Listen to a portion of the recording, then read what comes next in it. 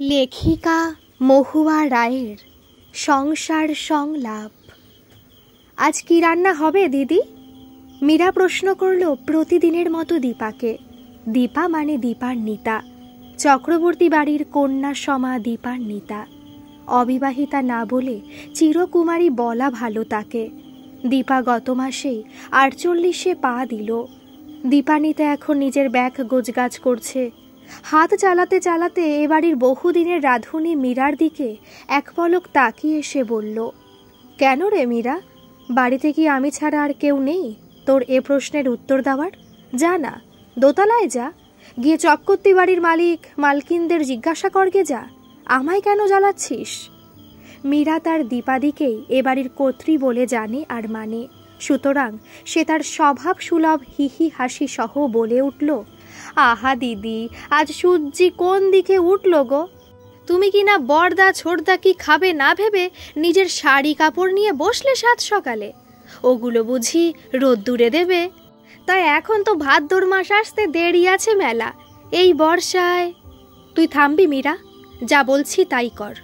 আজ থেকে এ বাড়ির কোনো বিষয়ে আমি নেই, আমার কোনো দায়ও নেই কে কি খাবে, সংসারের কোন কাজটা এখনই সারা দরকার, কোনটা পরে করলেও চলবে, কার কি দরকার অদরকার কোনো কিচ্ছু আমার জানার দরকার নেই। যা তো এখান থেকে, এখন দূর হ। এমন বিস্ফোরক দীপাদিকে মীরা কস্মিনকালে দেখেছে বলে মনে করতে পারল না। সে তরতরিয়ে সিঁড়ি ভেঙে চক্রবর্তী বাড়ির বড় ছেলে মানে দীপান্বিতার বড় ভাই দেবদত্তর ঘরের সম্মুখে গিয়ে উপস্থিত হল। দেবদত্ত দীপান্বিতার থেকে 10 বছরের ছোট, মানে তার বয়স 38। মাস 6 হয় দেবদত্ত বিয়ে করেছে। বলতে গেলে বিয়ের বয়স পার করে মাথায় শোলার টোপর চড়িয়েছে। দিদির চাপে রীতিমতো খবরের কাগজে নিজের বিজ্ঞাপন দিয়ে তারপর সেই সূত্রে আসা একগুচ্ছ পাত্রীর বিবরণ থেকে বেছে নিয়েছে সে চন্দ্রাকে। দীপান্বিতা আর ওদের ছোট ভাই দেবরূপও নিজেদের পছন্দের শিলমোহর দিয়েছে তখন। তারপর বিয়ের কথাবার্তা এগিয়েছে। দীপান্বিতাই কথা বলেছে, চন্দ্রাদের বাড়ি গেছে, চন্দ্রার বাবা মাও এসেছেন তাদের বাড়ি। তারপর বিয়ের দিনক্ষণ স্থির হয়েছে। ইচ্ছা না থাকলেও ভাই আর দিদির চাপে দেবদত্তর বিয়েতে খানিক জাঁকজমকও হয়েছে। তারপর একটা একটা করে দিন গেছে। দেবদত্ত অনুভব করেছে বিবাহিত জীবন মানে এক অনন্য সুখানুভূতি, অসামান্য সব অনুভূতির সঙ্গতে দিন যাপন। সেই দেবদত্ত এই মুহূর্তে প্রায় তারই বয়সী স্ত্রী চন্দ্রার কোলে মাথা দিয়ে তার হাতের আঙুল নিয়ে খেলা করছে। আর চন্দ্রা আহ্লাদি মুখ করে বলছে, দেবা দেখো, এ সংসার তো আমারই, আমি বড় বউ। 5 বছর আগে তোমার মা মারা গেছেন। তিনি যতদিন ছিলেন তিনি সংসারে কর্ত্রী ছিলেন।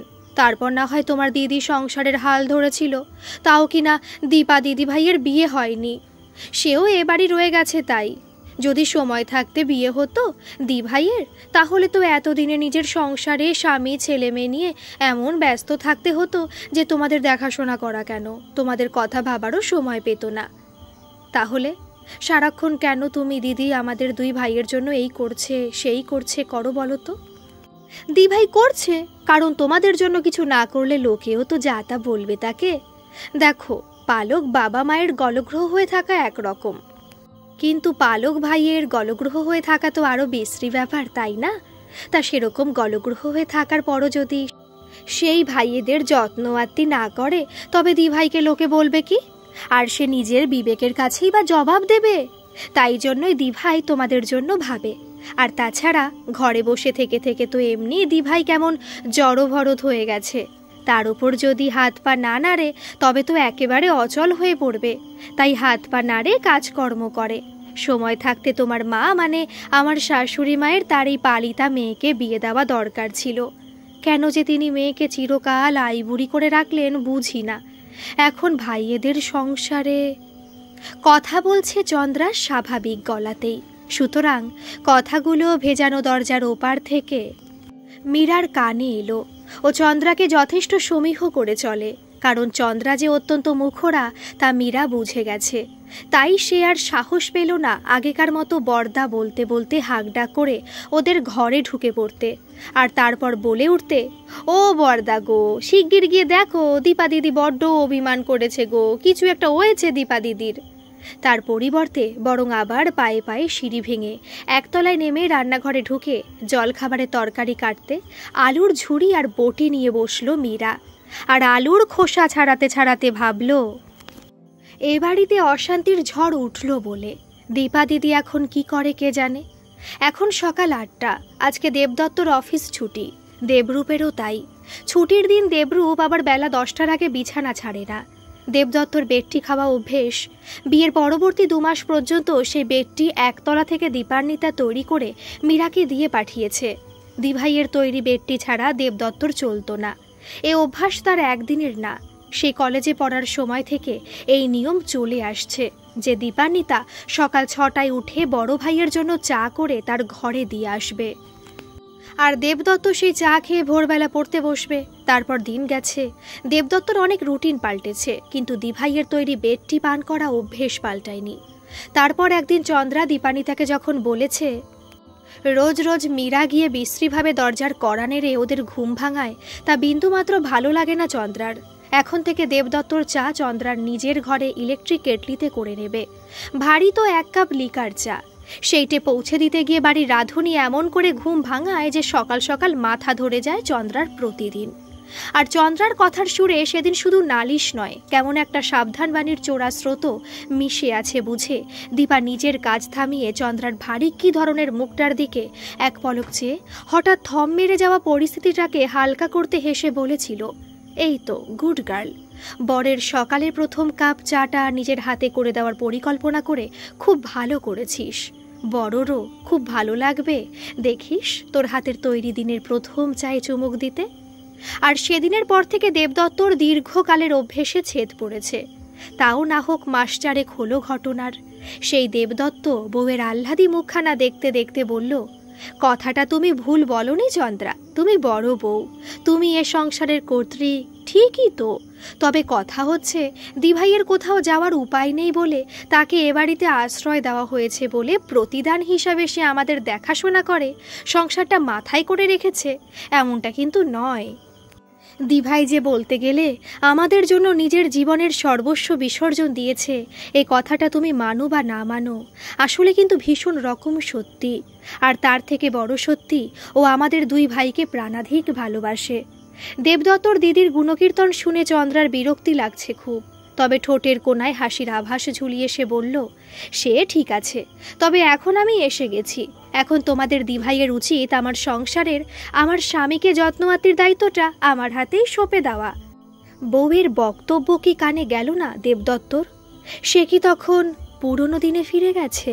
তাই কি বউকে ঘটা করে বলতে লাগলো তার পুরনো দিনের কথা?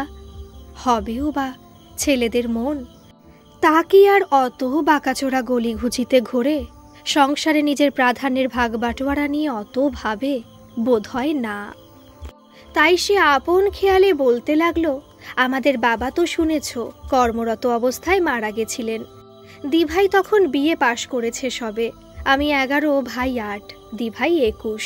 সবচেয়ে বড় কথা, দিভাই কিন্তু আমাদের রক্তের সম্পর্কের কেউ নয়, মায়ের বন্ধু স্বরূপা মাসির মেয়ে। স্বামী পরিত্যক্তা স্বরূপা মাসির কিন্তু নিজের বাড়িতেও ঠাঁই হয়নি, কারণ সে সজাতে বিয়ে করেনি। আর সে স্বরূপা মাসি যার জন্য পরিবার ত্যাগ করলো, সেই লোকটা একটি মেয়ে শুদ্ধ স্বরূপা মাসিকে ফেলে রেখে অন্য সংসার পাতল অনায়াসে একদিন। স্বরূপা মাসির সাথে মায়ের যোগাযোগ কখনো বিচ্ছিন্ন হয়নি। আমরা 2 ভাই মায়ের বেশি বয়সের সন্তান। যখন সবাই ভেবেছিল মায়ের সন্তান হওয়ার আশা নেই আর, সেই সময় আমার জন্ম। মায়ের বিয়ের 10 বছর পার হয়ে গেছে তখন। আর সেই সময় একদিন স্বরূপা মাসি 10 বছরের দিভাইকে সঙ্গে করে আমাদের বাড়িতে এসে তাকে মায়ের হাতে সঁপে দিয়ে বলেছিল, আমার মেয়েটার দায়িত্ব নিবি টগর। মা স্বরূপা মাসির সাথে নিত্য যোগাযোগ হেতু জানত সে মানুষটাকে জমে ছুঁয়েছে। হ্যাঁ, দিভাইয়ের মা মানে স্বরূপা মাসির ক্যান্সার ধরা পড়েছিল স্ত্রী অঙ্গে। সেভাবে চিকিৎসা তো করাতে পারেনি, বোধহয় নিরুপায় হয়ে কোনো রকমে হাজির হয়েছিল আমাদের বাড়িতে। বাবা মা ওদের মা মেয়েকে ছাড়েনি। স্বরূপা মাসি আমাদের বাড়িতেই ছিল, তবে মাত্র মাসখানেক। আমি তখন একেবারেই শিশু, ভাই জন্মায়নি। মাতৃহারা পিতা পরিত্যক্তা দিভাইকে আমার গরিব বাবা মা অকুণ্ঠ স্নেহ দিয়ে আপন করে নিয়েছিল। দিভাইয়ের নামের সাথে নাম মিলিয়ে আমাদের নাম রেখেছিল মা। আর কি আশ্চর্য জানো, স্বরূপা মাসি মারা যাওয়ার পর থেকে দিভাই আমার মাকে মা আর বাবাকে বাবা বলা শুরু করে। জানো, আমার বাবার কর্মরত অবস্থায় মৃত্যুর ক্ষতিপূরণ স্বরূপ দিভাইকে তখন একটা চাকরি অফার করেছিল বাবা যে সংস্থায় কাজ করত সেখানকার কর্তৃপক্ষ, অথবা এককালীন অনেকগুলো টাকা দেবে প্রতিশ্রুতি দিয়েছিল। এই দুইয়ের মধ্যে যে কোনো একটিকে বেছে নিতে বলেছিল দিদিভাই আর মাকে কোম্পানির পক্ষ থেকে। ওরা ভেবেছিল দিভাই বুঝি বাবার সন্তান, আমি আর 2 বছরের ছোট ভাই তখন নাবালক ছিলাম। বাবা তো উঁচু পোস্টে চাকরি করতেন না, সুতরাং সঞ্চয় তার কিছুই তেমন ছিল না। তার ওপর জমি কিনে এই বাড়ির একতলাটা তুলতে তুলতে বাবার হাত শূন্য হয়ে গেছিল। আর কিছু টাকা খরচ হয়েছিল স্বরূপা মাসির শেষ সময়ের মাসখানেকের চিকিৎসার জন্য, আর সেই পরিস্থিতিতে বাবার মৃত্যু হলো। দিভাই কিন্তু চাকরিটা নেয়নি, কারণ তা করলে অন্যায় করা হতো।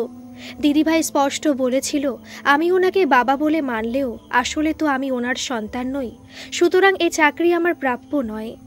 আমাদের পড়াশোনার খরচের কথা ভেবে দিভাই মাকে টাকাটা নিতে বলেছিল, আর নিজের MA পড়ার ইচ্ছাটাকে বাতিল করে নিজেও অনেক হাঁটাহাঁটি করে একটা অফিসে রিসেপশনিস্টের চাকরি পেল। আমাদের সংসারটা দায়িত্ব তখন থেকে দিভাইয়ের ওপর এসে পড়ল। তোমাদের তো কিছু গোপন করিনি আমরা, তোমরা তো শুনেছ আমার মায়ের মৃগী রোগ ছিল। এমন রোগীকে আর আমাদের 2 ভাইকে রেখে দিভাই কত চিন্তা নিয়ে সে তখন প্রতিদিন 100 কিলোমিটার দূরে ডেলি প্যাসেঞ্জারি করে চাকরি করতে যেত। আমাদের পড়াশোনা চলতে লাগলো, স্কুল থেকে কলেজ, কলেজ থেকে বিশ্ববিদ্যালয়। দিভাইয়ের বয়স গড়াতে লাগলো। মা মাঝে মাঝে আত্মীয় স্বজনদের খুব বলতেন, দুঃখ করতেন দিভাইয়ের একটা বিয়ের ব্যবস্থা করে যেতে পারেনি বাবা সেই জন্য, কিন্তু সকলেই মুখের সামনে হ্যাঁ হ্যাঁ বললেও কেউ পাত্র খোঁজার দায়িত্ব নিত না। অনাথ দিয়ার জন্য কেই বা ভাববে। এমনিভাবে চলতে চলতে হঠাৎ একসময় দিভাই খুব অসুস্থ হয়ে পড়ল। দিভাইয়ের শরীর থেকে অতিরিক্ত রক্তক্ষরণ আরম্ভ হলো। বুঝে দেখো পরিস্থিতিটা, আমরা 2 ভাই তখন যুবক, ভাই হলেও তো পুরুষ মানুষ। আমাদের কাছে দিভাই স্পষ্ট করে বলতে পারেনি নিজের সমস্যার কথা। সেই সময় মাও খুব অসুস্থ ছিল। পাশের বাড়ির চাপা বৌদির সহায়তায় দিভাই ডাক্তার দেখিয়ে প্রয়োজনীয় পরীক্ষা নিরীক্ষা করিয়ে জানতে পারল দিভাইয়ের জরায়ুতে টিউমার, অপারেশন ছাড়া গতি নেই। উপায়ন্ত না দেখে তখন দিদিভাই ওর সব ডাক্তারি পরীক্ষার রিপোর্টগুলো আমাদের দেখালো। চাকরিস্থলে ছুটি নিল দিভাই। আমরা 2 ভাই ওকে হাসপাতালে ভর্তি করলাম। দিভাই অবিবাহিতা, তাই ডাক্তারবাবু ভেবেছিলেন কেবল টিউমারটা কেটে বাদ দেবেন, কিন্তু অপারেশন টেবিলে বুঝলেন পরিস্থিতি এমন জটিল যে তার জরায়ু বাদ গেল। দিভাইকে বাড়ি আনতে না আনতে কিছুদিনের মধ্যে মায়ের স্ট্রোক হয়ে মা পক্ষাঘাত আক্রান্ত হলো। সেই সময় এত বিপদের মধ্যেও অবশ্য ভগবান আমাদের জন্য কিছুটা শুভ বরাদ্দ করেছিলেন, কারণ আমি আর ভাই দুজনেই তখন চাকরির পরীক্ষা দিচ্ছিলাম, আর আমরা 2 ভাই চাকরি পেলাম প্রায় একসাথে। এমন আনন্দের খবর শুনে মায়ের চোখের কোণ দিয়ে জল গড়িয়ে পড়ল।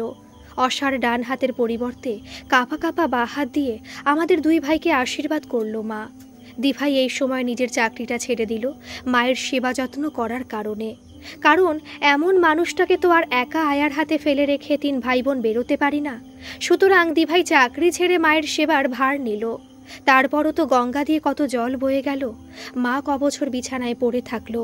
দিভাই একা হাতে সম্পূর্ণ সেবা দিয়ে মাকে যতটা ভালো রাখা যায় তার চেষ্টা করলো। শেষে মা চোখ বুঝল, আর তার বছর ঘুরতে দিভাই উঠে পড়ে লাগলো আমার বিয়ে দিতে। আমি বিয়ে করব না বললে দিভাই বলতো, কেন রে, তুই কি ভয় পাস? বিয়ে করে তুই বউ ঘরে আনলে আমি তার সাথে ঝগড়া করব? ধুর পাগল, তোর আর ছোটর বউ তো আসলে এ সংসারের কর্ত্রী, আমি তো পাহারাদার মাত্র। আমি বলতাম, না রে দিভাই, তা নয়, তোর তো একটা নিজস্ব সংসার হলো না, আমি তোর ব্যবস্থা না করে কিভাবে নিজের সংসার জীবনের কথা ভাবি। তাই শুনে দিভাইয়ের মুখটা দুঃখে কালিবর্ণ হয়ে যেত। বলতো, না রে ভাই, এরকম ভাবিস না, আমি তো আমার মায়ের জীবনটা দেখেছি, আমার কপাল যে অমন পোড়া নয় তা কে বলতে পারে বল। অনেক ভাগ্য করে আমার এই মা বাবাকে পেয়েছি, আমি তোদের মতো 2 ভাই পেয়েছি, আর কি চাই আমার। আর তাছাড়া কি অবশ্য দিভাই বলেনি, কিন্তু আমি বুঝি কি বলতে গিয়ে বলে না দিভাই। হয়তো ওর কোনোদিন মা হতে না পারার সত্যটা জেনে কেউ ওকে বিয়ে করবে না, তাই ভাবে বোধ হয়। তবে থেমে যায় দেবদত্ত, আর কথা এগোতে ভালো লাগে না ওর। অনেকক্ষণ আগে চন্দ্রার কোল থেকে মাথা তুলে উঠে বসেছে দেবদত্ত। চন্দ্রাও সাব্যস্ত হয়ে উসখুস করছে। তার মোটেও ভালো লাগছে না বিয়ের পর থেকে বহুবার শোনা দীপান্বিতার জীবন কাহিনী সাত সকালে আরও একবার শুনতে। বিয়ে হওয়া স্তক চন্দ্রার স্বাভাবিক নারীসত্তা ওকে বারবার সতর্ক করেছে এই বলে, এ তোমার সংসার, এখানে দ্বিতীয় কোনো নারীর কর্তৃত্ব করার অবকাশ নেই। দীপান্বিতা নামে নারীটি তোমার সংসারের চাবি কোমরে গুজে ঘুরবে তা হতে পারে না। তাকে তার সীমা বুঝিয়ে দাও তুমি অবিলম্বে। আর তাই কিনা গতকাল সন্ধেবেলা দীপা যখন দুই ভাই অফিস থেকে আসলে কি জলখাবার খাবে ভেবে পরোটা আলু কুমড়ো চচ্চড়ি করতে বসেছে, তখন চন্দ্রা দুবদাব করে রান্নাঘরে হাজির হয়ে রুক্ষ স্বরে বলে উঠেছে, এ কি দীপাদি, তুমি রান্নাঘর ময়দা মাখতে বসেছ কেন? দীপা হেসে জবাব দিয়েছে, ও মা দেখো মেয়ের প্রশ্ন, আরে ছোট আর বড় অফিস থেকে ফিরে জলখাবার খাবে না? ওই দেখো 5:30 তো বেজে গেছে কখন, এখন থেকে। কথা শেষ করতে দিল না চন্দ্রা, খড়খড় করে বলে উঠেছে, আর অমনি তুমি ওই জঘন্য খাদ্য পরোটা আলু কুমড়ো চচ্চড়ি করতে বসে গেলে? আশ্চর্য, আমাকে একবার জিজ্ঞাসা করবে না সন্ধেবেলা জলখাবার কি হবে? ছোট খেলে খাবে, কিন্তু দেবদত্তকে আমি এসব খেতে দেব না। ও সন্ধেবেলা ব্রেড অমলেট খাবে, কিংবা চিড়ের পোলাও। দীপান্বিতা কি বোকা? দীপান্বিতা কি বোঝেনি তখনও যে তার এবার থেমে যাওয়া দরকার, না হলে আরও কঠিন কথা শুনতে হবে? নাকি দেখছিল চন্দ্রা আরও কত কঠিন হতে পারে? তাই কি ও হেসে উঠে বলেছিল, ওরে চন্দ্রা, তোর বরের যে পাউরুটি সহ্য হয় না রে, তোকে এসব নিয়ে ভাবতে হবে না, আমি আছি তো। তুই বরং যা, গা ধুয়ে একটা ভালো শাড়ি পরে সেজে গুজে থাক, তোর বরের এসে ভালো লাগবে তোকে দেখে। শুনে চন্দ্রার গা জ্বলে গেছে। ওর মনে হয়েছে সংসারের সব ব্যাপারে কর্তৃত্ব করার স্বভাবটি এ মহিলা ছাড়বে না। বাইরে লোককে এনে আমার শাশুড়ি আর তার ছেলেরা মাথায় তুলেছে দেখছি, তা এমন খোলা ময়দান পেলে তো পাখা গজাবেই। এর ডানা ছাটা দরকার, বুঝিয়ে দেওয়া দরকার একে যে স্থানটি আসলে কোথায়। চন্দ্রার স্বর সঙ্গে সঙ্গে ঝনঝন করে উঠেছে, শোনো, অযথা কথা বলো না কেমন? বেশি কথা আমার সহ্য হয় না। আর হ্যাঁ, কি ভেবেছ তুমি সব বিষয়ে জ্ঞান দেবে? বউরা কি করলে স্বামীরা খুশি হয় তা তোমার কাছ থেকে শিখতে হবে আমায়, তোমার কাছ থেকে? দীপান্বিতা হতবাক হয়ে গেছে এই রুক্ষতা দেখে। ও কি আজ করেনি চন্দ্রা তাকে সহ্য করতে পারে না? তাই তো সে বাড়ির নববধূকে যখন চক্রবর্তী বাড়ির নিয়মকানুন বুঝিয়ে দিতে যায়, চন্দ্রা মোটেও পাত্তা দেয় না। দীপান্বিতা আজ করেছে তো বটেই, গত 6 মাসে নানা ছোট ছোট ঘটনায়, কিন্তু সেসব অপমানকে ধর্তব্যের মধ্যে আনেনি সে। ভেবেছে চন্দ্রারও বেশি বয়সে বিয়ে হয়েছে, স্বাভাবিক নিয়মেই যে কোনো বিষয়ে যে ওর নিজের মতামতকে গুরুত্ব দেবে বেশি। তারপর থেকে ভাইয়ের বউকে যথাসম্ভব এড়িয়েই চলে দীপা। কিন্তু আজ এ কি বলছে চন্দ্রা? হ্যাঁ, চন্দ্রা তখন বলছে, শোনো দীপাদি, অনেকদিন তুমি এবারই দায়িত্ব সামলেছ, তখন এদের উপায় ছিল না তাই। আর তাছাড়া তুমি তো আশ্রিতা, যারা তোমাকে খাইয়ে পড়িয়ে মানুষ করেছে তাদের জন্য এটুকু করা তো তোমার কর্তব্য বটেই। করেছ, তোমার দায়িত্ববোধের পরিচয় দিয়েছ, ব্যাস মিটে গেছে। তবে আমি তো এখন এসে গেছি, এখন তুমি নিজের খুশি মতো এর সংসারে ছড়ি ঘোরানোর চেষ্টা করো না। এখানে থাকতে হলে আমাদের কথা মতো চলতে হবে, মনে রেখো। দীপার আর পরোটা বানানো হয়নি, বরং ময়দা মাখা ডান হাতটা সেই যে বাঁ হাত দিয়ে ধরে রেখে শরীরের কাঁপুনিটাকে সামলাচ্ছিল সে কিছুক্ষণ ধরে, সেইভাবেই নিজেকে সামলাতে সামলাতে বলেছে, এ কথা কি বড়ও বলেছে? চন্দ্রা মাথা ঝাঁকুনি দিয়ে বলে উঠেছে, অবশ্যই, এখন থেকে আমার মতই তার মত। আর তারপর দীপান্বিতা ময়দার কৌটো আলুর ঝুড়ি তুলে নিজের ঘরে গিয়ে ঘর অন্ধকার করে বিছানায় পড়ে থেকেছে। দেবদত্ত দেবরূপ অফিস থেকে বাড়ি ফিরে দিভাইয়ের খোঁজ কি করেনি? হ্যাঁ, করেছে তো। জীবনে কদিন এমন হয়েছে যে তারা ফিরেছে অফিস থেকে, কিন্তু দিভাই সামনে নেই। অবশ্য চন্দ্রা পরিস্থিতি সামাল দিতে বলেছে দিভাইয়ের শরীর খারাপ করছে, তাই বললাম তুমি একটু বিশ্রাম করো, আমি তো আছি। দিভাই তাই শুয়েছে, বলেছে ঘুমিয়ে গেলে ওকে ডাকাডাকি না করতে। দেবদত্ত বউয়ের গুণপনায় মুগ্ধ হয়েছে। দেবরূপ তাও একবার দীপার ঘরের ভেজানো দরজার সামনে দাঁড়িয়ে ডেকে উঠেছে, দিভাই, এই দিভাই, এই সন্ধেবেলা ঘুমালি নাকি? দেখ, বেশি শরীর খারাপ লাগলে বল, চল ডাক্তার দেখিয়ে আনি। দীপা ক্রমাগত কেঁদে চলেছে, প্রবল চেষ্টা করে ফোপানির শব্দটাকে ঘরের বাইরে পর্যন্ত পৌঁছতে দেয়নি। দেবরূপ ভেবেছে দিভাই ঘুমিয়ে পড়েছে। দুই ভাইয়ের ঘর দোতলায়, একতলা দীপার ঘর আর রান্না খাওয়ার ঘর। রাতের খাবার টেবিলেও দীপার অনুপস্থিতির কারণকে চন্দ্রা নিপুণ মিথ্যে দিয়ে ব্যাখ্যা করেছে দেবদত্ত আর দেবরূপের কাছে। দীপা নিজের ঘর থেকে শুনতে পেয়েছে ভাইয়েরা তাকে হাঁকডাক করতে যেতেই চন্দ্রা বলেছে, আহ, এত চেঁচামেচি করছো কেন তোমরা? রাধুনি মীরা রান্না করে দিভাইকে ঘরে খাবার দিয়ে গেছে, ও আজকে রেস্ট নিক। তোমার দিভাইকে কি তাড়াতাড়ি সুস্থ হতে দেবে না?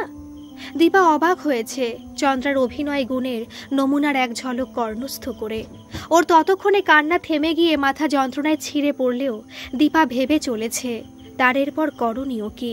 আর বারবারই যা মনে হয়েছে তা হলো আর না, এবার এ বাড়ির মায়া ত্যাগ করতে হবে। তবে বিনিদ্র রজনীতে দীপা ভেবে ভেবে ঠিক করতে পারেনি সে কোথায় যাবে। অবশেষে বালিশে মুখ গুজে অসহায়ের মতো কেঁদে উঠেছে এই ভেবে যে এই বিরাট পৃথিবীতে তার কোথাও যাওয়ার নেই। সব রাতের যেমন শেষ আছে, দীপানিতার কান্না ছটা রাতেরও শেষ হলো। খুব সকালে ওঠার অভ্যেস, আজও তাই উঠেছে দীপা।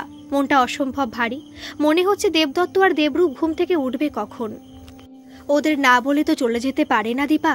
তাছাড়া ভাড়ার বলে যে কাঠের আলমারিটা আছে তার তালার চাবি, বাড়ির সদর হতে শুরু করে সব দরজার চাবি, মাসকাবারি খরচের যে টাকা দেবদত্ত আর দেবরূপ তার দিভাইকে মাস বলাতে দেয় সেই টাকা, প্রতিদিনের খরচের হিসাব টুকে রাখা দীপার চিরকালের অভ্যেস। সুতরাং সেই হিসাবের খাতাখানা ওদের বুঝিয়ে দিতে হবে তো, তবে তো দীপার দায়িত্ব শেষ হবে। নিজের বলতে কয়েকটা শাড়ি, ব্লাউজ, পেটিকোট, নিজের মায়ের একখানা ছবি আর সামান্য কিছু টাকা যা এককালে চাকরি সূত্রে অর্জন করে খুব কষ্টে জমিয়েছিল ব্যাংকে, তাই বছর বছর সামান্য সুদের কারণে বেড়ে যা হয়েছে তাই। সে টাকা তুলতে আবার ব্যাংকে যেতে হবে। এ বাড়ি থেকে বেরিয়ে স্নান সেরে দীপান্বিতা তার এ বাড়ির মায়ের আর বাবার ছবির সামনে নিয়ম মতো ধূপ জেলে প্রণাম করতে করতে কেঁদে উঠল ফুপিয়ে। ঠিক এমন সময় পিঠে হাতের স্পর্শ পেল দীপান্বিতা। দেবরূপ, হ্যাঁ দেবরূপ, যে কিনা ছুটির দিন বেলা 10টা বাজিয়ে ঘুম থেকে ওঠে, সে আজ সকাল 8টায় দিভাইয়ের ঘরে। কেন কেন আবার? গতকাল তার দিভাইয়ের শরীর খারাপ শুনে শুতে গিয়ে দেবরূপের যে বারবার মনে সন্দেহ দেখা দিয়েছে, বারবার মন বলেছে বৌদি যতই বলুক দিভাই অসুস্থ, আসলে তো নয়। গতরাতে ঘুমাতে যাওয়ার আগেই তাই মোবাইল ফোনে অ্যালার্ম দিয়ে রেখেছিল দেবরূপ। অসময়ে ছোটকে দেখে দীপা চমকে উঠল, চোখের জল লুকানোর অবকাশ পেল না। দেবরূপ ততক্ষণে দিভাইয়ের বিছানার ওপর পুরনো সুটকেসটা দেখে দিভাইকে জিজ্ঞেস করে উঠল, দিভাই কি ব্যাপার? কোথায় যাচ্ছ তুমি? কেন যাচ্ছ? কই আগে বলনি তো যে আজ তোমার কোথাও যাওয়ার আছে? যাবেটা কোথায় তুমি? এতগুলো প্রশ্নে জেরবার দীপান্বিতা আঁচল দিয়ে চোখের কোল নাকের ওপর মুছে নিয়ে নাক টেনে বলল, কেন রে ছোট, তোরা কি মনে করিস আমার মা বাবা আত্মীয় স্বজন নেই বলে কি এ পৃথিবীতে কোথাও আমার যাওয়ার জায়গা নেই? তোদের গলগ্রহ হয়ে আর থাকবো না রে ভাই, অনেক করেছিস তোরা আমার জন্য। এবার নিজের জীবনের দায়টা নিজে নিয়ে দেখি একটা জীবনের ভার বইতে পারি কিনা। তারপর হতভম্ব দেবরূপকে বলেছে দীপা, তুই এলি ভালো হলো। এই দেখ টেবিলের ওপর এ সংসারের সব হিসাব নিকাশ, জমা খরচের ইতিহাস, চাবি তালা জড়ো করা আছে। নিজেদের জিনিস নিজেরা বুঝে নে এবার। দেবরূপ নির্বাক বিস্ময়ে দীপান্বিতাকে দেখছিল আর ভাবছিল এ তার চেনা দিভাই নয়, সম্পূর্ণ অচেনা কেউ। এই তো দিভাই গতকাল সকালেও সেই চিরচেনা দিভাই ছিল, আর আজ এক রাতের মধ্যে কি করে পাল্টে গেল? এভাবে কি পাল্টে যাওয়া যায়? আর যদি যায়ও, সে যারা পাল্টায় তারা পাল্টায়। দিভাই সেই ধাতের মানুষ নয়। হাবুডুবু খাওয়া দেবরূপকে অবশ্য উদ্ধার করল তাদের রাধুনী মীরা। সেও যে কাজে এসে থেকে হাঁকপাক করছে দীপাদিদির পরিবর্তন দেখে, তবে সে কিনা মেয়ে মানুষ আর চোখ কান খোলা মেয়ে মানুষ। সংসারের গোলকধাঁধা বোঝা তার কাছে জলবৎ তরলং। সুতরাং তার নামী মন বুঝেছে দীপাদিদির মনে এই অকস্মাৎ সংসারের ওপর থেকে আঠা হারিয়ে বৈরাগী ভাব সৃষ্টি হওয়ার পেছনে এবাড়ির বড় বৌদির হাত আছে। মীরা বলল, ছোড়দা তোমরা পুরুষ মানুষ, ঘরের খবর কতটি জানো? আর দীপাদিদিরে ছোট বড় কথা শোনায় যে বড় বৌদি। ছোট মুখে বড় কথা কান বলে ফেললাম গো ছোড়দা। এমন সময় চন্দ্রার গলা পাওয়া গেল। মীরা কোথায় গেল? কি কি রান্না হবে আজ শুনে যাও, আর দিদিভাইয়ের কাছ থেকে ভাড়ারের চাবিটা নিয়ে এসো তো। চন্দ্রার স্বামী খবরের কাগজ পাঠরত দেবদত্ত অবাক হয়ে কাগজ থেকে চোখ তুলে তাকালো বউয়ের কর্তৃত্বময়ী কণ্ঠস্বরে চমকে গিয়ে। ওদিকে দেবরূপ বুঝল আসলে সেই চিরকালীন অন্তঃপুরিকাদের অধিকার রক্ষার লড়াই হচ্ছে দিদিভাইয়ের পাহাড় প্রমাণ অভিমানের ভিত।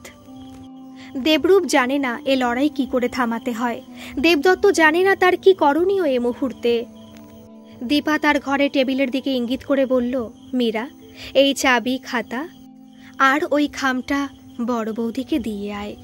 তারপর একটা দীর্ঘশ্বাস ফেলে বলল, বরদাকে নিচে আসতে বলিস তো একবার। আমাকে এবার বেরোতে হবে। অমনি দেবরূপ বলে উঠল, আমিও যাব তোমার সাথে দিভাই। ধুর পাগল, তুই কোথায় যাবি বাড়ি ছেড়ে? দীপার কান্না মেশানো গলা, দেবরূপের থমথমে স্বর, তুমি যেখানে যাবে। দীপা হেসে বলল, ছোটবেলার মতো জেদ করছিস বুড়ো হয়ে? দেবরূপ দিভাইয়ের হাত জড়িয়ে ধরে বলল, সামান্য ওই রান্নাঘর ভাড়ার আলমারি এসবের দরুন কষ্ট পেয়ে আমাকে আরেকবার মা হারা করো না দিভাই। দীপা গম্ভীর, খানিক পরে বলল, কিন্তু যদি তোদের বাড়ির বউয়ের কাছে শুনতে হয় আমি তার গলগ্রহ, সেদিন তোমাকে নিয়ে আমি চলে যাব অন্য কোথাও। এখন যেও না দিভাই। দেবরূপ বলল, উফ, চিরকাল এক থেকে গেল ছেলেটা। দিভাই অন্তপ্রাণ, ঠিক আছে, বেশ, যা ঘরে যা, মীরাকে বল তোর চা করতে। দীপান্বিতা বলল, আর তোমার জন্যেও, বলল দেবরূপ। ঘর থেকে বেরোতে বেরোতে দেবরূপ ভাবল, উফ, কে বলে সংসার অসার? সংসার আসলে জটিল জাল। সংসারী হওয়ার থেকে সংসার বিরাগী হওয়াই ভালো। তখনকার মতো চক্রবর্তী বাড়িতে হঠাৎ ওঠা ঝড়টা থামল। চক্রবর্তীদের বাড়িতে আশ্রিতা দীপান্বিতার মনের মধ্যে হঠাৎ ওঠা ঝড়টা হঠাৎই আবার শান্ত হয়ে গিয়ে চক্রবর্তীদের সংসারটাকে একটা নিটোল রূপ দিল। এমনটা ভাবতে পারলে বেশ হতো, কিন্তু তা কি আর হয়? প্রচণ্ড একটা ঝড় উঠল, কিন্তু তার প্রভাব কোথাও পড়ল না, এমনটা সহজে হয় না। আর এক্ষেত্রেও তা হলো না। হলো কি, দীপান্বিতার বড় ভাই দেবদত্ত আর বউ চন্দ্রাকে বলতে শুনল, মীরা, ভাড়ারের চাবি আর মাসের খরচের টাকা দীপাদির কাছ থেকে নিয়ে এসো তো এখনই। দেবদত্ত তার বউয়ের এহেন বাংলা বলি যেন বোধগম্য করতে পারল না। বউ যেন হিব্রু ভাষা বলছে মনে হলো, তাই বোধহয় বলে ফেলল, ভাড়ারের চাবি আর মাসের সংসারের খরচের টাকা মীরা তোমার কাছে এনে দেবে মানে? কেন, দিভাইয়ের কি হলো? দিভাইয়ের কি এখনো শরীর খারাপ? দিভাইয়ের শরীর খারাপ জেনেও তুমি ওপরে বসে আমার সাথে? চন্দ্রা বলে উঠল, আহ, দিভাই দিভাই করে যে পাগল হলে দেখছি। এত যখন টান তো যাও না, নিজে গিয়ে দেখে এসো তোমার দিভাইয়ের কি হলো। আর শোনো, এর সংসারের খরচপত্র এখন থেকে আমার হাতে দিয়ে দেবে। যেমন জগতের সব সংসারে হয়ে থাকে ঠিক তেমনটি হবে। পৃথিবীর কোথাও এমনটি হয় না যে কোনো বাড়ির বউ সে বাড়ির আশ্রিতার হাতে তোলা হয়ে রয়েছে। বেশি বাড়াবাড়ি করো না, বুঝেছ? দেবদত্ত, চন্দ্রা তাদের ঘনিষ্ঠতার মুহূর্তে যাকে দেবা বলে গদগদ স্বরে সম্বোধন করে, এমনকি আজ এই ছুটির সকালেও চন্দ্রা তেমনটি করেই ডেকেছিল। সে কিনা তার সেই দেবাকে এখন এমন রুক্ষ কর্কশ সরক্ষেপণে কি সব স্বার্থগন্ধি কথা বলছে। মেয়েরা এমন নিমেষে চরিত্র পাল্টে ফেলতে পারে। আমার মা পারত, দিভাই পারে, কই এমনটা হতে দেখিনি তো। তাহলে চন্দ্রা কি আমার মা বা দিভাইয়ের মতো নয়? না না, এ হতে পারে না, এমন হতে পারে না। চন্দ্রার এ আচরণ অন্যায়, ভীষণ অন্যায়। আমি এখনই দিভাইকে গিয়ে বলবো রাধুনী বউ মীরার হাত দিয়ে কেন। নিজের হাতেও যেন চন্দ্রার উদ্দিষ্ট সামগ্রী দিভাই হাতছাড়া না করে। কথাগুলো ভাবতে ভাবতে দেবদত্ত সিঁড়ি ভেঙে নামতে লাগলো একতলায়। আর সিঁড়িতেই দেখা ভাইয়ের সাথে। ভাই দেবরূপ দিভাইয়ের ঘর থেকেই আসছে। দাদাকে দেখে তার মুখভঙ্গিটা এমন হলো যেন বলতে চাইছে, ছি দাদা ভাই। নেহাত কোনোদিন দাদাভাইকে কটু কথা বলার প্রবণতা তার নেই, তাই মুখের কথা চোখ ফুটে বেরোলো। দেবদত্ত স্থবির হয়ে গেল।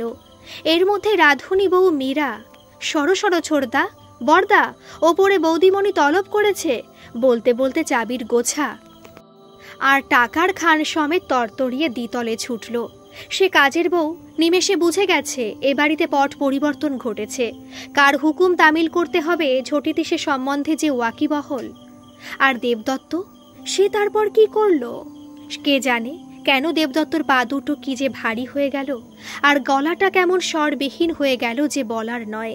সে বেচারা নিচের দিকে আর সিঁড়ি ভাঙতে পারল না, পরিবর্তে নিজের ঘরের দিকে ফিরে গেল দোতলায়। আর দীপান্বিতা, যাকে ঘিরে চক্রবর্তীদের সংসারে এহেন নাটকের অভিনয় ঘটিয়ে ছাড়লেন অলক্ষ্য থেকে অঘটন ঘটন পটীয়সী কেউ, সেই দীপান্বিতা কি করল তারপর? দীপান্বিতার কোনো কাজ নেই আজ। পরিস্থিতিটির গালভরা নাম অখণ্ড অবসর। তা যুগ যুগান্ত পর যে সদাব্যস্ত রমণীটি এমন একখানা জব্বর উপহার পেল, তা উপভোগ করছে বুঝি সে এখন। ওই দেখো, তা কি করে হবে?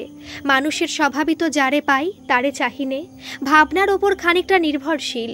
সুতরাং এই সকালে যখন দীপার ঘরের পেছনের এক চিলতে ফাঁকা জমিটায় ঝাঁপিয়ে পড়েছে রোদ, যখন সেই রোদে দীপার নিজের হাতে লাগানো দোলন চাপা, দোপাটির ঝাড় আর রঙ্গন আর বকুল গাছটা খুশিতে ডগমগ, দীপা কি পারে না দুদণ্ড তাদের দিকে চেয়ে দেখতে আর ভাবতে যে আহা, সকালের রোদ মেখে আমার চিলতে বাগানটা যে এত খুশি হয়, আগে বুঝিনি তো কোনো দিন। অথবা দীপা তো গান শুনতে পারে, কিংবা গল্পের বই পড়তে পারে, না হয় আবার একটু গড়িয়ে নিতে পারে, কিন্তু সেসব কিছু না করে জানলার ধার ঘেঁষে বসে দীপা কিনা এমন নীলাম্বরী আঁচল টানা, তার উপরে সোনালি রোদের জড়িবোনা আকাশটার দিকে তাকিয়ে নিতান্তই জটিল কুটিল ভাবনা ভাবছে। কি ভাবছে সে? ভাবছে, কই দেবদত্ত তো একবারও এলো না আমার সাথে দেখা করতে। দেবরূপ যেমন এলো, ও বুঝেছি, বুঝতে পেরেছি, সে এখন বউয়ের আঁচল ধরা হয়েছে। এই তো আসল রূপ বেরোচ্ছে। আসলে পর কোনোদিন আপন হয় না, হতে পারে না, সে যতই তুমি পরকে আপন করতে চাও না কেন। একটা দীর্ঘশ্বাস পড়ল দীপার নিতার। ভাবনার উপসংহারে মনের মধ্যে আঁকাবাঁকা অক্ষর ফুটল। নিহাত ছোটকে কথা দিয়েছি, তাই এবারই ছেড়ে যেতে পারবো না, না হলে সত্যি আমি আর এক দণ্ড থাকতে চাই না এই অপমানের পাহাড়ের ভার মাথায় নিয়ে। কথায় বলে সময় বহিয়া যায় নদীর স্রোতের ন্যায়, তবে যে সময় এমনতর হুশ করে বহে গেল বলে বোধ হয়, সে হলো মানুষের সুখের সময়। আর দুঃখের সময় বা মন খারাপের সময়গুলো এমন হতচ্ছাড়া যেন কাটতেই চায় না। চক্রবর্তী বাড়িতে তাই বুঝি একই সাথে কারো বোধ হলো সময় বুঝি তরতরিয়ে বহে যাচ্ছে সুবাতাস লেগে। আবার কারো মনে হলো, উফ, সময় কি জগদ্দল পাথর, নড়ে না, চলে না। আসলে গিন্নি হয়ে বসে চন্দ্রার মনে হতে লাগলো সে সময়ের পালতোলা তরণীতে চড়ে ভেসে চলেছে বুঝি সুখ সাগরে। আর দীপান্বিতা নিজের সীমানা বুঝে নিয়ে যেন বদ্ধ জীবনের সময়ের মন্থরতা অনুধাবন করতে লাগলো অহরহ। ওদিকে আদতে ক্যালেন্ডার বলতে লাগলো চক্রবর্তী বাড়ির পট পরিবর্তনের পর দেখতে দেখতে 3টে মাস কেটে গেছে। হ্যাঁ, 3 মাস। আর এর মধ্যে সংসারের সাথে সাথে চক্রবর্তী বাড়ির সদস্যদের মনের পটেও পরিবর্তনের বাতাস লেগেছে বইকি। মানুষ কিনা নতুন অভ্যেসে সড়গড় হতে মাত্র 21 দিন সময় নেয়, সেখানে 3টে মাস তো অনেক সময়। তাই কিনা রাধুনী মীরা আজকাল দীপাদিকে বিন্দুমাত্র পাত্তা না দিয়ে বড় বৌদির ন্যাওটা হয়েছে। তাই কিনা দেবদত্ত আর ভুলেও বাজার যাওয়ার সময় দিদিভাইকে জিজ্ঞাসা করে না, বল দিভাই আনাজপাতি কি আনবো বাজার থেকে। তাই দেবরূপ আর দাদার দিকে চেয়ে ছি মাখানো দৃষ্টি হানে না। আর দীপান্বিতাও ভুলেও এই বাড়ির 2 ছেলে ও এক বউয়ের কোনো আলোচনার মধ্যে থাকে না। তবে সে তো কাজের মানুষ, সুতরাং হাত পা গুটিয়ে বসে থাকতে তো তার কষ্ট হওয়া স্বাভাবিক। তাই বেশ কদিন হাঁটাহাঁটি করে পাড়ার ক্লাবের পরিচালনাধীন যে ছোট লাইব্রেরিটা আছে অঞ্চলে, দীপা যেখানকার দীর্ঘদিনের সদস্য, সেখানকারই পরিচালন সমিতির সদস্যদের বলে কয়ে বহুদিনের ফাঁকা থাকা লাইব্রেরিয়ানের কাজটা জুটিয়ে নিয়েছে সে। এ কাজে পারিশ্রমিক যৎসামান্য বললেও বেশি বলা হয়, তাই বুঝি এই লাইব্রেরিতে লাইব্রেরিয়ান টেকে না। তবে দীপান্বিতা তো যেচে পড়ে এসে কাজটা নিয়েছে, সুতরাং তার মাইনে বাবদ কোনো ক্ষোভ নেই। সপ্তাহে একটি ছুটির দিন বাদে বাকি দিনগুলো বিকেল থেকে রাত 8টা পর্যন্ত দীপান্বিতার সময়টা কাটে ভালো। চক্রবর্তী বাড়িতে আত্মীয় স্বজন আগে আসতো না বলা ভুল। দেবদত্ত আর দেবরূপের মা বেঁচে থাকতে খুব আসতো। দীপান্বিতার নরম ব্যবহার, আতিথেয়তা সকলকে মুগ্ধ করত। দেবদত্তর এক কাকা আর এক পিসি। পিসি এখন নেই, তবে পিসতুতো ভাই, ভাইয়ের বউ আছে। ওদিকে কাকার 2 মেয়ে, যারা বয়সে দেবদত্তর থেকে বড়, তারাও মাঝে মাঝে ঘর সংসার সামলে আসে এ বাড়িতে। এখন তো দেবদত্তর বউ হওয়াতে আসা যাওয়া ঘন ঘন হয়েছে। পিসতুতো খুড়তুতো ননদ দাওরের সাথে চন্দ্রার বেশ ভাব। তারা এ বাড়িতে আজকাল ঘন ঘন আসে, আর সকলে চন্দ্রার সম্মুখে তার ভারী প্রশংসা করে বলে, এই তো সঠিক কাজ, যার যেখানে আসন সে সেখানে বসবে।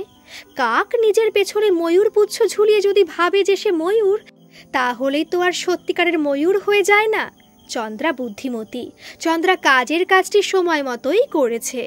শুনে আহ্লাদিত চন্দ্রা হাস্য বদনে তাদের প্লেটে আরও 2টো করে চিংড়ির চপ কিংবা ফিশ কাটলেট তুলে দিতে দিতে বলে, আচ্ছা হয়েছে হয়েছে, খাও তো এখন, আমার প্রশংসা পরে করবে খন। যারা শেখ চপ কাটলেটে কামড় বসায় তারা কি আর দীপা রান্নার স্বাদের সাথে পরিচিত নয়? তা কেন হবে, খুব পরিচিত। তাই কিনা বড্ড চেনা চেনা লাগে সে সুখাদ্যের স্বাদ তাদের। কেউ বা বলে ওঠে, ওমা চন্দ্রা, এ বুঝি দীপার তৈরি? চন্দ্রা ঠোঁট উল্টে বলে, ওই আর কি, কাজ তো কিছু করতেই দিই না আমি দীপাদিকে। শুয়ে বসে যত্নে আরামে থেকে থেকে গায়ে তো জং পড়ে যাবে। তাই মাঝে মাঝে বলি একটু হাত পা নাড়তে। এই যেমন আজকে বললাম কয়েকটা চপ ভাজো তো, দিভাইরা আসবে। তা ভাগ্যিস আজ বাড়ি আছে দীপাদি, না হলে কি আর আমার হুকুম শুনতো? সে তো আজকাল আবার সন্ধ্যা হলে পাড়া বেড়াতে বেরোয়। বলে চন্দ্রা দীপার পাড়ার ক্লাবের লাইব্রেরির কাজে নিজেকে নিয়োগ করার ব্যাপারটার অপব্যাখ্যা করে। আর এই আত্মীয়রাই আবার বাড়ি রওনা দেওয়ার আগে, যাই দেখি একবার দীপার ঘরে উকি মেরে যাই। বলতে বলতে চন্দ্রার এলাকা দোতলা থেকে এজলামি একতলায় নেমে এসে দীপার ঘরে ঢোকে। তারপর এ কথা সে কথার পর বলে ওঠে, তোর সাথে যা হলো দীপা, আমরা ভাবতেও পারি না। কি করে যে তুই এত অপমান সয়ে পড়ে আছিস সে বাড়ি, সত্যি তোর প্রশংসা করার ভাষা আমাদের নেই রে। দীপান্বিতা এই জাতীয় কথা শুনে আড়ষ্ট হয়ে যায়। তার আচরণ স্বাভাবিক স্বতঃস্ফূর্ততা হারিয়ে ফেলছে একটু একটু করে। বরং সে কেমন শান্ত হয়ে চেয়ে থাকে বক্তার মুখ্য দিকে, আর ভাবে যে মানুষটা এতক্ষণ চন্দ্রার সাথে হেসে হেসে গল্প করে এলো, যে কিনা ওই চন্দ্রাকে দোষারোপ করছে আমার বর্তমান পরিস্থিতির জন্য, কিন্তু তাদের এ দোষারোপ যে লোক দেখানো কিংবা দীপার পেট থেকে চন্দ্রার সম্বন্ধে কটু কথা বের করারই একটা ফাঁদ, তা দীপান্বিতা আজকাল স্পষ্ট বোঝে। দীপা জানে সে একটিও বেফাস কথা বললে এরাই তা 10 মুখে গিয়ে লাগাবে চন্দ্রাকে, এবং তার ফলে চন্দ্রার যা প্রতিক্রিয়া হবে তা বলার নয়। সুতরাং সে নিশ্চুপ থাকে। নিজেকেও তো আজকাল আবিষ্কার করছে দীপান্বিতা। সে কি আগে এক জটিল দৃষ্টিতে পরিস্থিতির বিচার করতে জানত? আর চন্দ্রার বাড়ির লোকজন আসলে পারতপক্ষে দীপা নিজের ঘর ছেড়ে বের হয় না। তাদের সরু সন্দিগ্ধ চোখের দৃষ্টি দীপাকে যেন পুড়িয়ে দেয়। অথচ যেসব দিনগুলোতে চন্দ্রার বাপের বাড়ির দিকের অতিথি আসে, সেসব দিনে মন্দিরা বেছে বেছে দীপাকে হুকুম করে রান্না করার। দীপা রান্নার প্রশংসা সহ্য করতে না পারলে কি হবে? প্রয়োজনের দিন দীপান্বিতাকে দিয়ে অনায়াসে কাজটা করাতে তার বাধে না। দীপা বলতে পারে আমি রাঁধবো না, তবে সে বলার জন্যও তো পায়ের তলার মাটিটা শক্ত হওয়ার দরকার। দীপা যে বুঝে গেছে তার পায়ের তলার মাটিতে সে জোর নেই, যা দীপাকেও চক্রবর্তী বাড়ির আপন লোকের মান্যতা আদায় করে নিতে সাহায্য করবে। এরকম ভাবে চলতে থাকে দিন। অভ্যস্ত দিন শেষে পরিচিত রাত আসে, চক্রাকারে ঘোরে জগৎ। দেখতে দেখতে দুর্গাপুজো এসে গেল। দীপাদের পাড়ার পুজোতে চিরকালই দেবা সক্রিয়ভাবে অংশগ্রহণ করে আরও অনেক বউ মেয়ের মতো। দীপা খুব খুশি মনেই একদিন চন্দ্রাকে জানালো, তুমি এবারের পুজোতে আমাদের পাড়ার বারোয়ারিতে পুজোর কাজ করবে কিন্তু চন্দ্রা, তোমার সাথে তো পাড়ার কারো পরিচয় নেই, এই সূত্রে আলাপ হয়ে যাবে। দীপা হয়তো আরও কিছু বলতো, হয়তো পাড়ার পুজোর জৌলুস বা মাহাত্ম্য বর্ণনা করত, তবে সেসবের অবকাশ পেল না। তার আগেই তন্দ্রা বলল, রক্ষা করো দীপাদি, আমি তো আর তোমার মতো পাড়া বেড়ানি নই, ধেই ধেই করে পাড়ার মণ্ডপে ছুটবো। আমাদের মানুষ হওয়া অন্যরকম ভাবে, আমরা হুট বলতে সকলের সাথে মিশতে শিখিনি।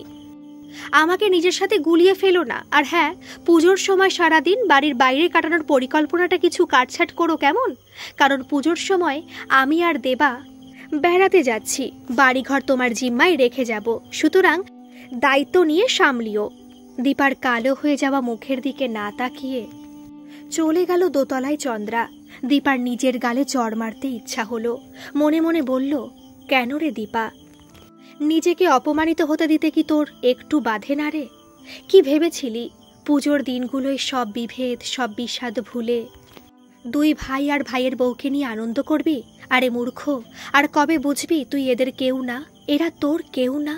তোর সাথে চক্রবর্তীদের একটাই সম্পর্ক, তুই আশ্রিতা আর ওরা আশ্রয়দাতা। না, দীপান্বিতা আজকাল কথায় কথায় কাঁদে না, বেশি হলে নিজের মূর্খামির জন্য নিজেকে ধমকায়, আর মনে মনে ঈশ্বরকে বলে, আমিও আমার সহ্য শক্তির পরীক্ষা দেব ঠাকুর।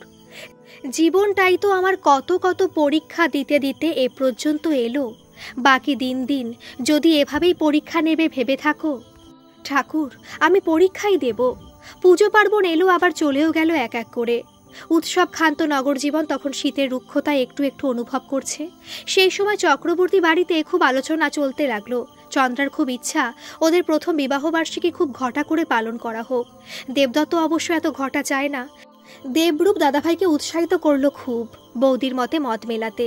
যে দেবদত্ত 1 বছর আগেও যে কোনো বিষয়ে বলতো দিভাই যা বলবে তাই হবে, সে অবশ্য এরকম বাক্যের ব্যবহার করলো না এবার। দীপান্বিতা পারতপক্ষে এদের 3 জনের খাওয়ার সময় সামনে আসে না, তবে কারো যদি জলটা রুটিটা ভাতটা লাগে তখন দিভাই করে কেউ হাঁক দিলেই দীপা উপস্থিত হয়ে যায়। দীপা নিজে সকলের পরে খেতে বসে। তো এদিনও দেবরূপ, দিভাই একটু ডাল দাও না বলাতে ঠিক সেই আলোচনার সময়টাতেই দীপা খাবার ঘরে উপস্থিত হলো।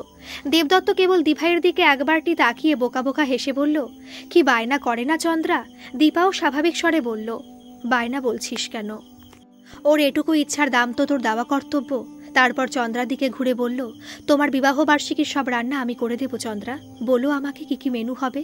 চন্দ্রা রুটি চিবোতে চিবোতে থেমে গিয়ে বলল, তুমি তুমি কি রান্না করবে? আমাদের বিবাহবার্ষিকীতে ওই ভাত ডাল মুড়ি ঘন্ট মানে যেগুলো তুমি রাত্রে জানো সেগুলো রান্না হবে ভাবলে নাকি?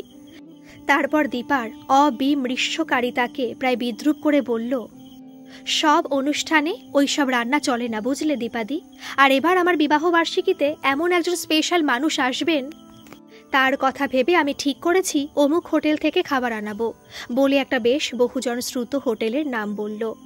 এরা নাকি হোম ডেলিভারিও করে ছোটোখাটো অনুষ্ঠানে, তবে অতিথির সংখ্যা ন্যূনতম 100 হতে হবে। অবশ্য ন্যূনতম লোক সংখ্যার ব্যাপারটা যারা ছিল না চন্দ্রার ঠিক সেই বলার মুহূর্তে। চন্দ্রার বক্তব্য শেষ হতে তথ্যটা দীপান্বিতাই দিল। মানে দিতে পারল এই জন্য যে খবরের কাগজে প্রায়ই সেই হোটেলের বিজ্ঞাপন দেখে দীপা, আর কাগজের আগা পাশ তলা খুঁটিয়ে পড়া তার অভ্যেস। তাই যা হোক, সেদিনের মতো খাবার টেবিলে আলোচনাটা কেমন মিয়ে গেল। দেখতে দেখতে দিন এগোতে লাগলো। চন্দ্রা এর মধ্যে একদিন উপযাজক হয়ে দীপার ঘরে এসে দেখিয়ে গেল দেবদত্ত তাকে কেমন একজোড়া সোনার দুল আর একখানা দামি শাড়ি দিয়েছে। দীপার ঘরে চন্দ্রার পদরেণু কখনো না পড়লেও সেদিন পড়ল, কারণ সে উপায়ন্তর না পেয়ে তার দীপাদিকেই এসে ধরল যে বিবাহবার্ষিকীর 50 জন অতিথির জন্য রান্নাটা দীপাদি করলে ভালো হয়। আসলে বাইরে থেকে খাবার আনানোই যায়, কিন্তু চন্দ্রার বিবাহবার্ষিকীতে সে বিশেষ অতিথি আসছেন মানে চন্দ্রার একমাত্র পিস্তুত দাদাটি। তিনি জানিয়েছেন যে তিনি বহু বছর পর ইংল্যান্ড থেকে দেশে এসেছেন। এখানকার জলবায়ু কোনোটাই তার শরীর এখনও তেমন করে সহ্য করে নিতে পারেনি। তার উপর বাইরের তেল মশলাযুক্ত খাবার তার পেট সহ্য করতে পারবে না। সুতরাং যা সেটুকু সেদিন তিনি উদরস্থ করবেন তা যেন বাড়িরই হয়। এই মধ্যবয়সী অকৃততা দাদাটির সৌজন্যে সেদিন সব রান্নাই বাড়িতে হোক এমনটাই চন্দ্রা মনস্থ করেছে। তবে পথ কি হবে তা ওর বিবেচনায় কুলাচ্ছে নাকি না, তাই দীপা দিদি যদি একটু বুদ্ধি খরচ করে ইত্যাদি। দীপার মনের ভাব তখন, এ কি শুনি আজ মন্থরার মুখে সম। যদিও মুখে অপার গাম্ভীর্য রেখে যে চন্দ্রাকে বলল, তুমি ঠিক করো কি কি রাঁধব সেদিন।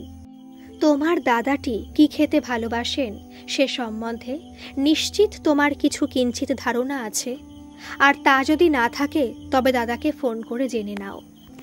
আর হ্যাঁ, শুনেছি সাহেবদের দেশে গেলে সকলেই কিছুটা সে দেশের রীতি রেওয়াজে অভ্যস্ত হয়ে যায়। তো ওসব দেশে তো ডিনার আমাদের মতো এরকম রাত 9-10টায় করে না সাধারণত।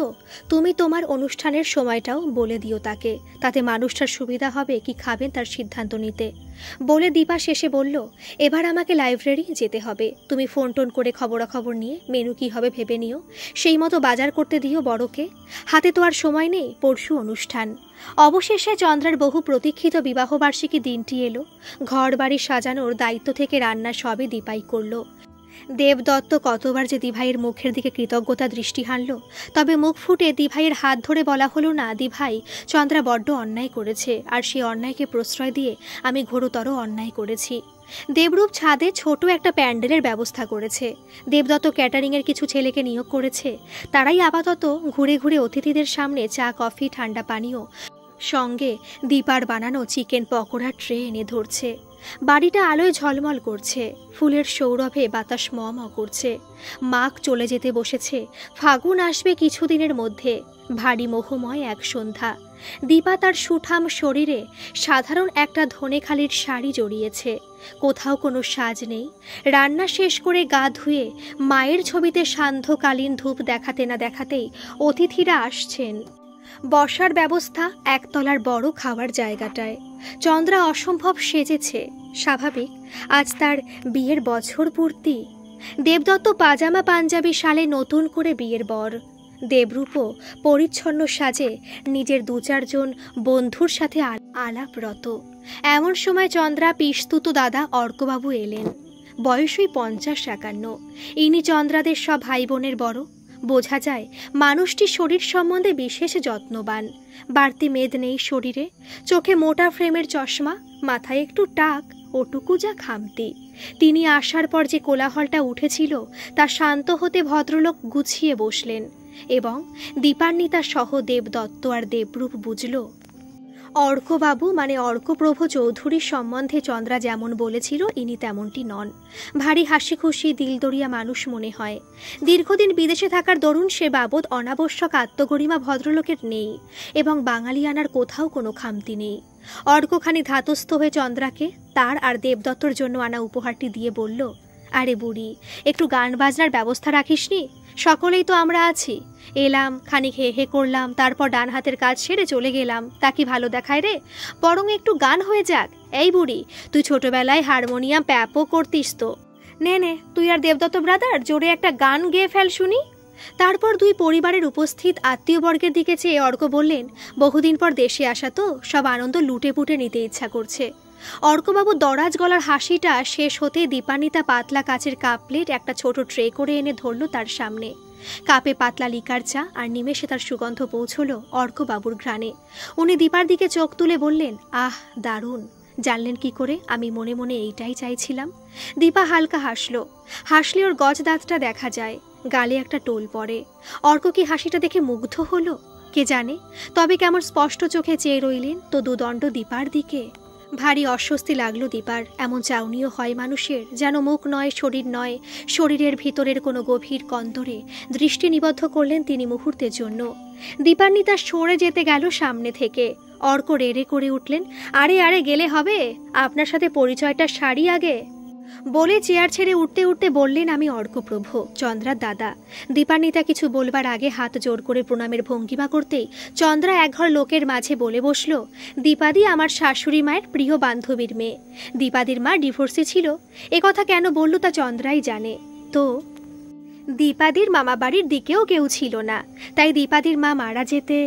শুনতে শুনতে দীপা এক ঝলক ভাবল, দেবদত্ত দেবরূপের কি হলো? ওরা কি বোবা হয়ে গেছে? তাই বুঝি চন্দ্রাকে থামিয়ে বলতে পারছে না, দীপান্বিতা আমাদের দিভাই। বেশ, তাই হোক, ওরা মুখ আর বধির হয়ে থাক। নিজের পরিচয় তো নিজেকেই দিতে হয়। ভাবতে ভাবতে দীপান্বিতা অকম্পিত কণ্ঠে বলল, আমি দীপান্বিতা সেন, আমি চক্রবর্তী বাড়ির আশ্রিতা। দীপান্বিতার কথাগুলো বসার ঘরের দেওয়ালে দেওয়ালে ধাক্কা খেয়ে ফিরতে লাগলো। আর অর্কপ্রভ ধীর গম্ভীর গলায় বলে উঠলেন, আপনি চক্রবর্তীদের আশ্রিতা নন, আপনি ঈশ্বরের আশ্রিতা। যেমনটি এ ঘরের প্রত্যেকটি মানুষ ঈশ্বরের আশ্রিত বা আশ্রিতাজন, ঠিক তেমনটি, হুবহু তেমনটি। কি যেন ছিল অর্কপ্রভুর স্বরে।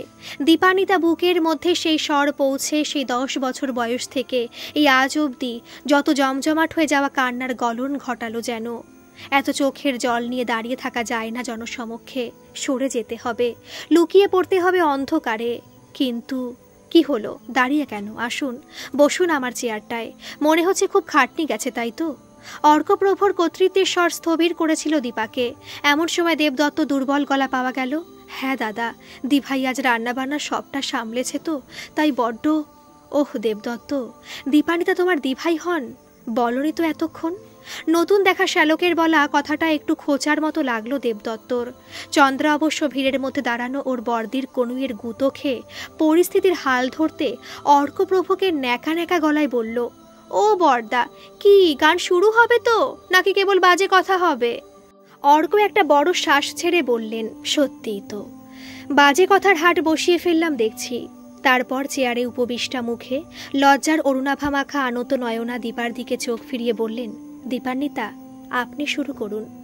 আহা, কি কর্তৃত্ব মানুষটার স্বরে। দীপা বলতে চাইছে, আমি গান সেভাবে শিখিনি, জানি না। না, আমি কেন? কিন্তু কই, কথা ফুটছে কই।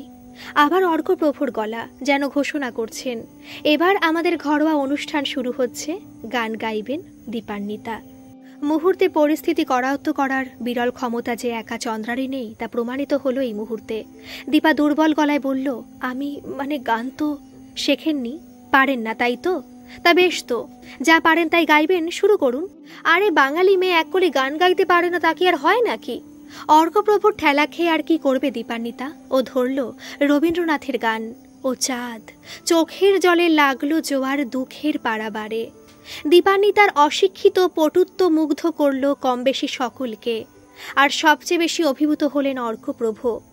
গান শেষের নিস্তব্ধতাকে খান খান করে চন্দ্রা বলে উঠল, না না, এমন প্যানপেনে গান না, এবার একটু ঝিনচ্যাক।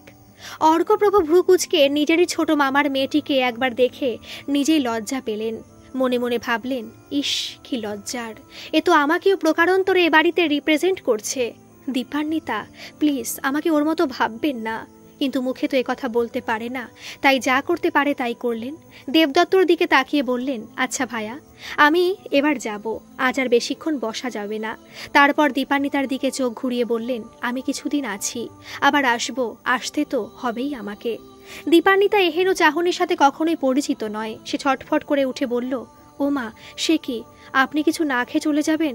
এ হতেই পারে না, একটু খাবার মুখে তুলতেই হবে আজকে, না হলে চন্দ্রা খুব কষ্ট পাবে। চন্দ্রার শব্দটার ওপর অপ্রয়োজনীয় জোর দিল দীপান্বিতা। আর সঙ্গে সঙ্গে চন্দ্রা দেবদত্ত এগিয়ে এসে অর্কপ্রভুর দুপাশে দাঁড়িয়ে খুব জবরদস্তি করতে লাগলো। দেবরূপ ততক্ষণে বাকিদের দিকে তাকাতে তাকাতে বলল, আপনারা যারা যারা প্রথম ব্যাচে বসবেন ওপরে চলুন। মীরা একজন সাগরেদ সহ রান্নাঘরে ফিশ ফ্রাই, বেগুনি আর পাঁপড় ভেজে ভেজে তুলছে। দীপান্বিতা দ্রুত হাতে অর্কর জন্য খাবার গোছাতে লাগলো।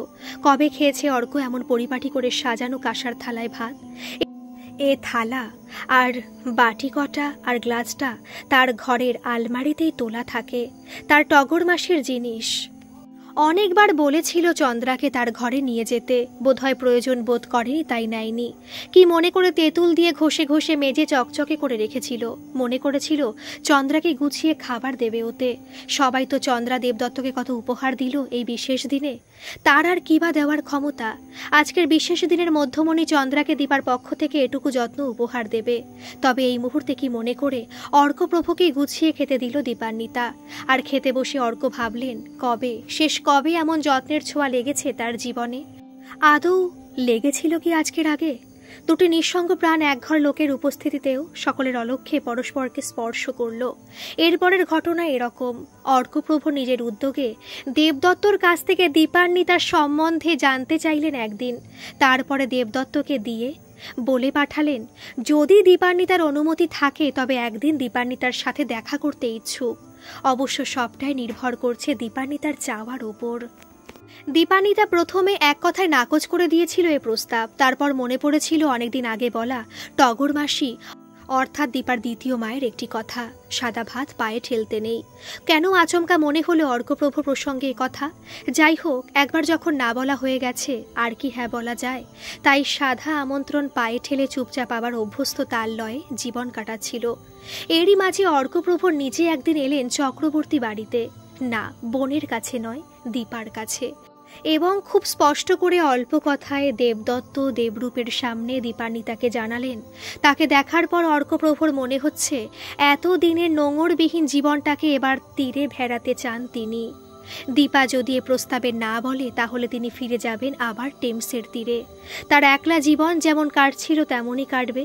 কেবল মনের মধ্যে জেগে থাকবে এক বঙ্গতনয়ার জোড়া ভ্রু, নিচে উজ্জ্বল কাজল কালো চোখ, চিবুকের একটি কালো তিল, আর গজদন্ত সমেত ঈষৎ হাস্যমুখ, আর সেই সঙ্গে সেই গানটি, ও চাঁদ চোখের জলে লাগলো জোয়ার। টেমসের জলে ভেসে যাবে যখন চাঁদ, বিষণ্ণ সন্ধ্যা পেরিয়ে নামবে প্রথম বিশ্বে রাত। দূর উপমহাদেশ থেকে বয়ে নিয়ে যাওয়া এই গানের সুর বাজবে অর্কপ্রভুর একাকী জীবনের শূন্যতাকে ভরে দিয়ে। এরপর কি দীপান্বিতার ফেরাতে পারে অর্কপ্রভুকে?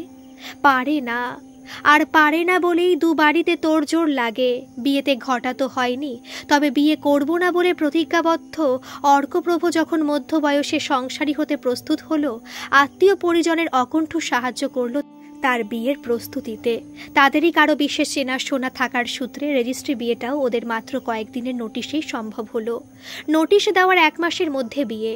এই একটি মাস অর্ক আর দীপান্বিতা নিজেদের মধ্যে পরিচয়টাকে আরও ঝালিয়ে নিল। ঝড়ের গতিতে দিন কেটে গেল। অর্ক টাকা পয়সা খরচপত্র করে দীপার পাসপোর্ট যত তাড়াতাড়ি সম্ভব করা যায় তার ব্যবস্থা করল। বিয়ের পরের দিন অর্ক রওনা দেবে। দীপা যাবে ভিসা হলে। মাঝে কতগুলো দিন বিরহ। অর্কপ্রভুর বড্ড মন খারাপ। যাই হোক, যৌবন পার করা 2 নারী পুরুষ বিবাহিত জীবন শুরু করল, নিজের ফেলে আসা জীবনের যৌথ স্মৃতিচারণা করে। সেদিন ওদের ঘরে আড়ি পাতল শুক্লপক্ষের চাঁদটা। পাত্রকে উড়ে যেতে হবে আবার দূরে, বহু দূরে বলে অর্কপ্রভু টাকা পয়সা খরচ করে অতি অল্প সময়ের মধ্যে দীপান্বিতার পাসপোর্টের ব্যবস্থা করেছেন। অর্কপ্রভু উড়ে যাবেন আগে নিজের কর্মস্থলে। দীপান্বিতার পাসপোর্ট ভিসা হলে তার টিকিট কাটবেন তিনি। তবুও এটুকু বিরহ অর্কপ্রভুর সইছে না। নিয়মত সবই হলো। শেষ পর্যন্ত সেই দিনটি এলো যেদিন দেবদত্ত, দেবরূপ আর চন্দ্রা এয়ারপোর্টে এলো দীপান্বিতাকে ছাড়তে। আজ দীপান্বিতা উড়ে যাবে স্বামীর কাছে। এ যেন কোনো আধুনিক শকুন্তলা তখন প্রস্তুত তার স্বামী গৃহে যাত্রা করতে। গল্পটি কেমন লাগলো অবশ্যই কমেন্ট করে জানাবেন, আর ভালো লাগলে একটা সাবস্ক্রাইব করে আমার পাশে থাকবেন। ধন্যবাদ।